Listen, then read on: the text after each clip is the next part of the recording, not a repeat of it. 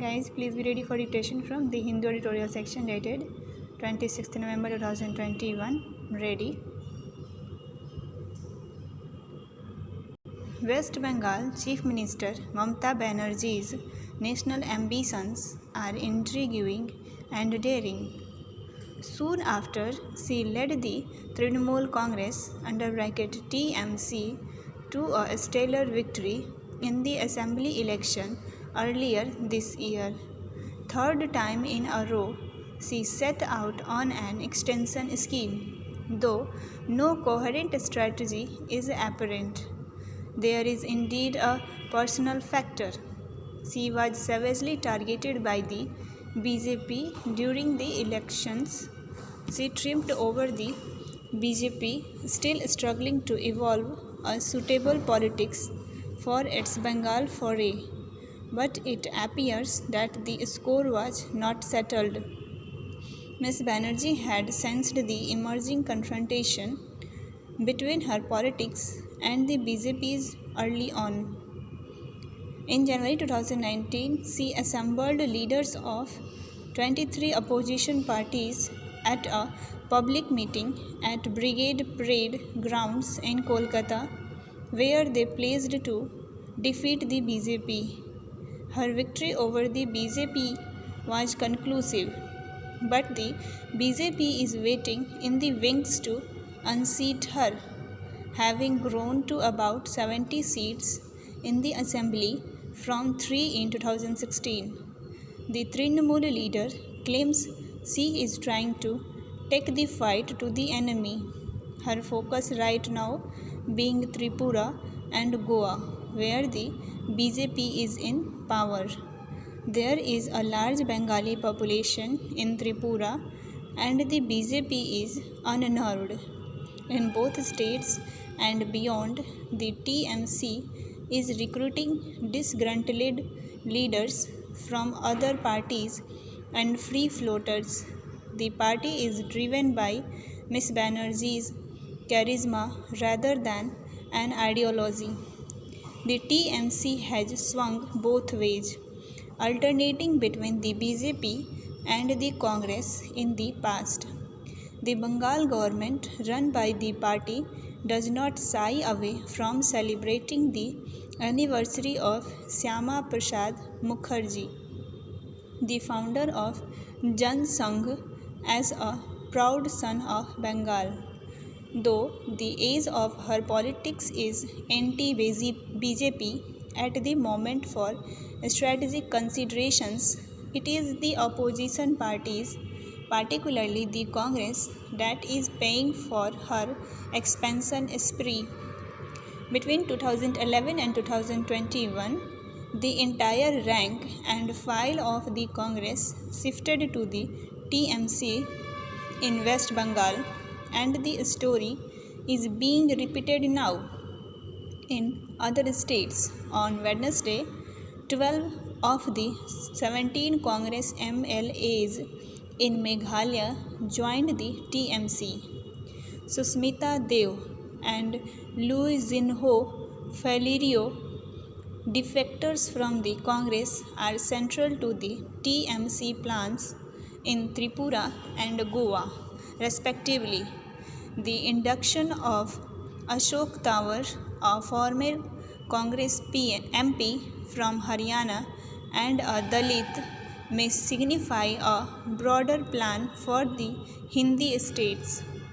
Dalit politics is at a crossroads in the heartland as the BSP is facing extinction and there is a vacuum to be filled.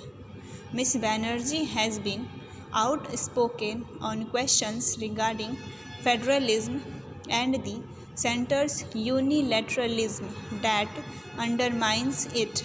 Whether all this is sufficient to catapult the TMC as the axis of anti-BJP politics nationally is an open question.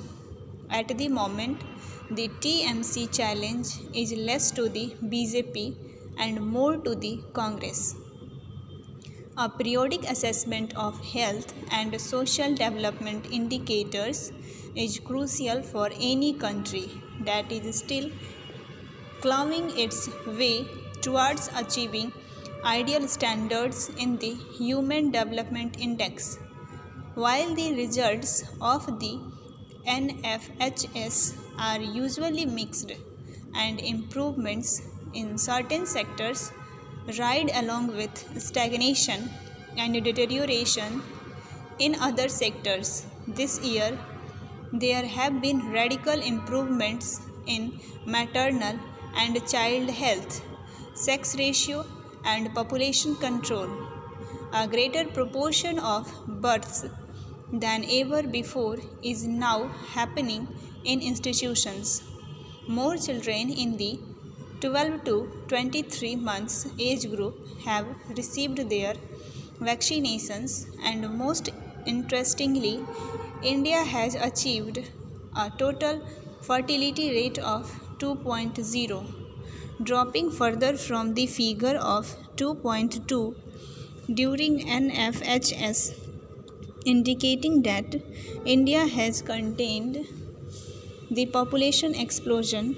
Policies, some even coercive as in the case of the family planning sector, seem to have borne fruit years after they were implemented.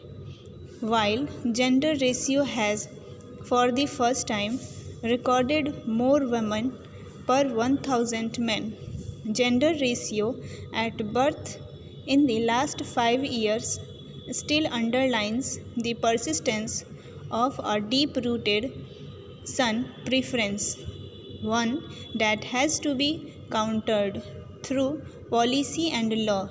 There are other areas too, especially in the case of childhood nutrition, where marginal gains in, say, vesting and severe vesting are deemed insufficient and require renewed corrective efforts.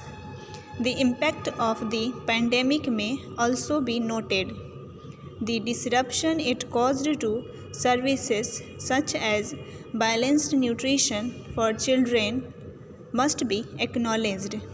While this set of circumstances underscores the need for building resilient and fortified systems capable of delivering in the most trying circumstances. Having measured blood sugar and hypertension in the population for the first time, NFHS 5 highlighted the looming threat from lifestyle diseases. This massive exercise that covered this year over 6 lakh households across the country aims at providing data will help shape the policies in a manner that will correct deficiencies and ensure equitable access to the services, particularly those with impact on social determinants that improve the quality of life. State level indices are also released to provide comparisons but also to allow states to launch course correction or to be inspired by success stories. In other regions, inputs on marriage and fertility, family planning, access to education, and health services are provided by the NFHS, arguably second only to the exhaustive data that the decennial population census throws up. States need to treat it as such, and while they might dispute some assessments, the greater idea is to recognize it as a matrix to work on. To improve the development indicators further, meanwhile, the Center too must not treat it as a mere stock-taking exercise, but harness the opportunities The NFHS provides for launching reform or reassessing certain policies without using it as a political tool in a federal setup.